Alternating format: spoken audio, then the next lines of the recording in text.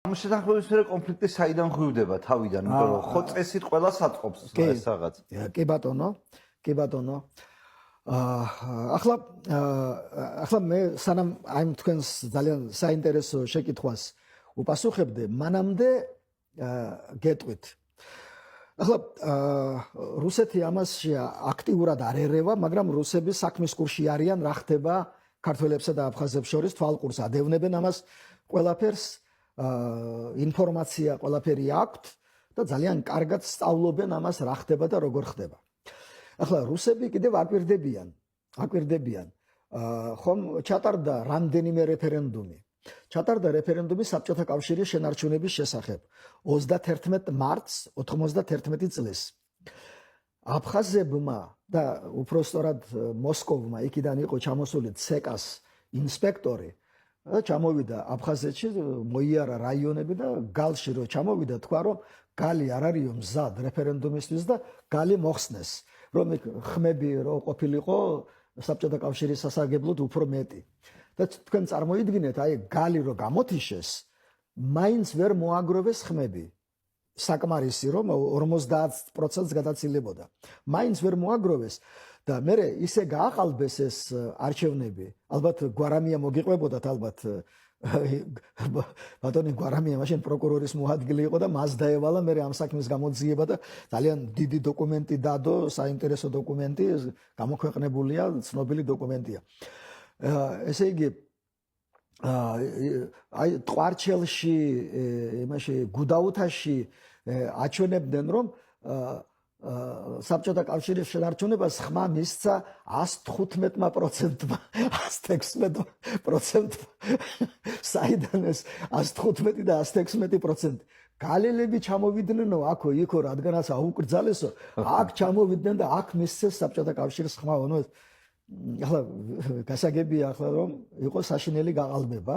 ეს რომელი წელია დაახლოებით? 91. მაგრამ ამის შემდეგ ტარდება საქართველოს რეფერენდუმი.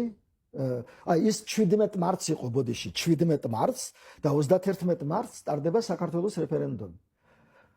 აფხაზური მხარე აცხადებს ბოიკოტს, აფხაზური მხარე, მაგრამ ხელს არ გვიშლის ასე დაადგინეს. ხელს არ გიშლით, თქვენ ჩაატარეთ. ჩვენ ჩავატარეთ და მათი ბოიკოტის პირობებში, ეს ეგრეთ წოდებული ბლოკის საიუზ ჰქონდათ, მათ სომხები, რუსები, ასე ვთქვათ, აფხაზები, ესენი ბოიკოტს აცხადებენ, მათი ორგანიზაციები და ვატარებთ ჩვენ მარტო ქართველები.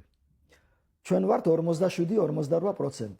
თითქმის 60% მივიღეთ საერთო რაოდენობიდან. მოსულიდან კი არა, საერთო ამომრჩეველთა საერთო ძალიან ბევრი აფხაზიც მოვიდა, რუსები ძალიან ბევრი მოვიდნენ, რუსები, სომხები ქვეყნის, ბერძნები თითქმის მთლიანად და 60%-მდე მოვაგროვეთ საერთო ამომრჩეველთა საერთო რაოდენობიდან 60%-მდე მოგროვდა. ამაზე რა რეაქცია ჰქონდათ აფხაზებს? არაფერი. თითქოს მათ შორის ოფიციოზ. თითქოს მათ არ ეხებათ, იმიტომ რომ ხომ საბჭოთა კავშირის შენარჩუნებამ 50 რაღაცა 0.0% მიიღო. ხო და ახლა შემდეგ კიდევ ტარდება საპრეზიდენტო არჩევნები. საპრეზიდენტო არჩევნებზე თითქმის რაღაცა ოდნავი განსხვავება იყო, იგივე შედეგები დაიდო. ზვიად გამსახურდია თითქმის იმდენივე ხმა მიიღო, რამდენიც მიიღო საქართველოს დამოუკიდებლობაზე ხმის მიცემის შედეგი, რეფერენდუმის შედეგი რაც იყო, იგივე იყო ზვიადისთვის ხმის მიცემი ოდნავ ნაკლები რაღაც 9%-ით. ნუ დანარჩენი 9% ეს გაინაწილეს სხვა კანდიდატებმა. ახლა ამას ხომ აფხაზები არაფერს არ ამბობდნენ ხმამაღლა, მაგრამ ხო აკვირდებოდნენ, მოსკოვი ხო აკვირდებოდა ამას. აქ უკვე გაკეთდა ძალიან სერიოზული დასკვნა, რომ სამართლებრივი გზით აფხაზეთის ჩამოცილება საქართველოსაგან არის შეუძლებელი. აგერ ერთი რეფერენდუმი საბჭოთა კავშირის, რომელიც მათ კი გამოაცხადეს 50 რაღაცა, მაგრამ ხო იცოდნენ რომ ეს არ იყო ეს. ეგერ საქართველოს რეფერენდუმი, ეგერ საპრეზიდენტო არჩევნები იმათი ბოიკოტის პირობებში. აგერ 60%.